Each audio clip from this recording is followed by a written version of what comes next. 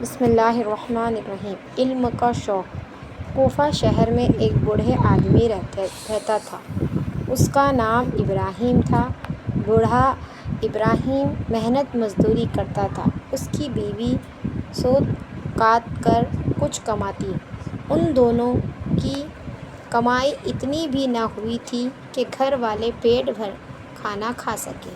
اس بوڑھے ابراہیم کا ایک لڑکا تھا۔ لڑکے کا نام یعقوب تھا۔ یعقوب 10 سال کا ہوا تو باپ نے سوچا کہ اسے بھی کسی کام میں لگانا چاہیے، کچھ پیسے کمائے گا تو گھر کا کام چلے گا۔ چنانچہ ابراہیم نے اپنے اس خیال کو بیوی کے سامنے ظاہر کیا۔ بیوی کو بھی ان کی بات اچھی لگی اور خود ہی اپنے بیٹے کو ساتھ لے کر ایک دھوبی کے گھر گئے اور اس کے گھر نوکری پر رکھ دیا۔ یعقوب نوکر ہو گیا مگر اس کا دل کام میں نہ لگتا تھا۔ اس کو علم کا بڑا شوق تھا۔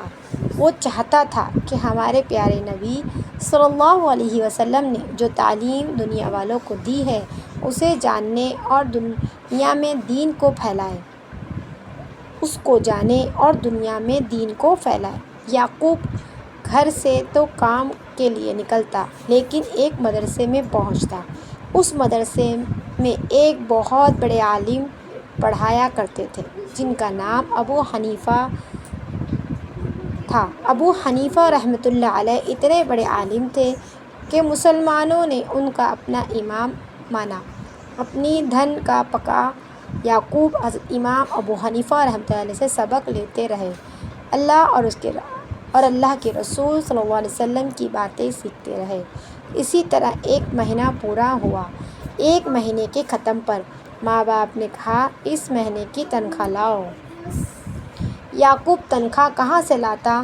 وہ تو دھوبی کے گھر گیا ہی نہ تھا۔ آخر حقیقت کھل گئی۔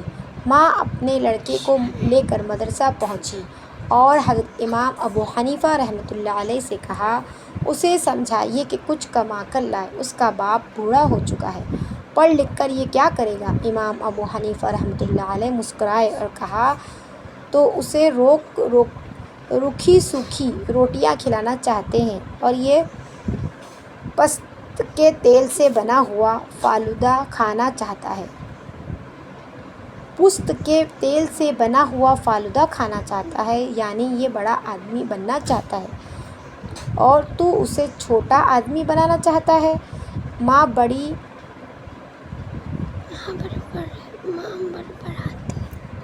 ماں بڑبڑاتی ہوئی وہاں سے چلی گئی۔ امام صاحب نے بچے کو اپنے پاس رکھ لیا اور اس کے گھر والوں کو ہر مہینہ ایک اچھی خاصی رقم دینے لگے۔ آخر کار یعقوب بہت بڑے عالم بنے جو امام ابو یوسف رحمۃ اللہ علیہ کے نام سے مشہور ہیں۔ پیارے بچوں، بڑی لگن اور شوق سے علم حاصل کیا کرو۔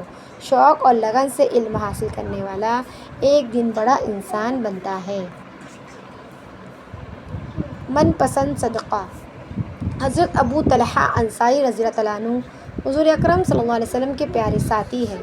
مدینہ منورہ کے مسلمانوں سب سے زیادہ مالدار تھے۔ یہ دین کے کاموں میں خوب خرچ کرتے تھے۔ جہاں کہیں پتہ چلتا کہ پیسے کی ضرورت ہے فوراً اپنا مال پیش کر دیتے تھے۔ کسی موقع کو اپنے ہاتھ سے نہ جانے دیتے تھے۔ جو مال دین کے کام میں لگ جاتا اس پر بہت خوش ہوتے اور اسے سب سے زیادہ قیمتی سمجھتے۔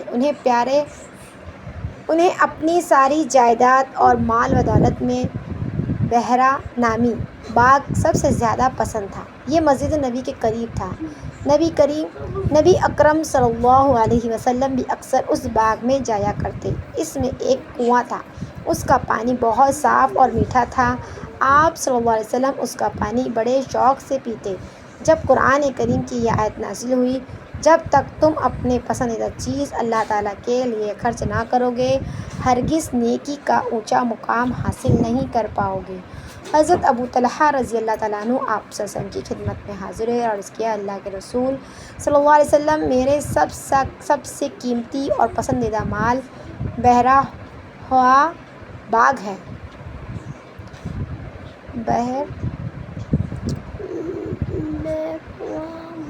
اللہ کے ارشاد کے مطابق نیک نیکی کا اونچا مقام حاصل کرنے کے لیے میں یہ باغ آپ کی خدمت میں پیش کرتا ہوں، آپ جس طرح چاہے تقسیم کر دیں۔ آپ صلی اللہ علیہ وسلم خوش ہو کر فرمانے لگے، واہ واہ، یہ بہت ہی فائدہ مند اور قیمتی مال ہے، اس سے لوگوں کو بہت زیادہ فائدہ ہوگا۔ پھر فرمایا، ابو طلحہ، میری رائے یہ ہے کہ تم اس باغ کو اپنے رشتہ داروں میں تقسیم کر دو۔ انہوں نے عرض کیا، بہت اچھا، پھر اپنے رشتہ داروں میں تقسیم کر دیا۔ پیارے بچوں، تم بھی روپے پیسے دین کے کاموں میں خوشی خوشی خرچ کرو، اور اپنی کوئی چیز بہن بھائی یا کسی رشتہ دار کو پسند آ جائے تو اسے دے دو، اللہ تعالیٰ اس سے بہت خوش ہوتے ہیں اور اس کا بہتر بدلہ عطا کرتے ہیں۔ تو میری ماں اور دینی بہنیں، ہمیں اس واقعے سے بہت کچھ سیکھنے ملا ہے، تو ہمیں بھی چاہیے کہ اپنی پسندیدہ چیز اللہ کے راستے میں خرچ کرنے والے بنیں اور ہر ایک کی خدمت کرتے ہوئے اللہ کو راضی کرنے والے بنیں۔ اللہ ہم سب کو کہنے سننے سے عمل کرنے کی توفیق عطا فرمائے۔ السلام علیکم۔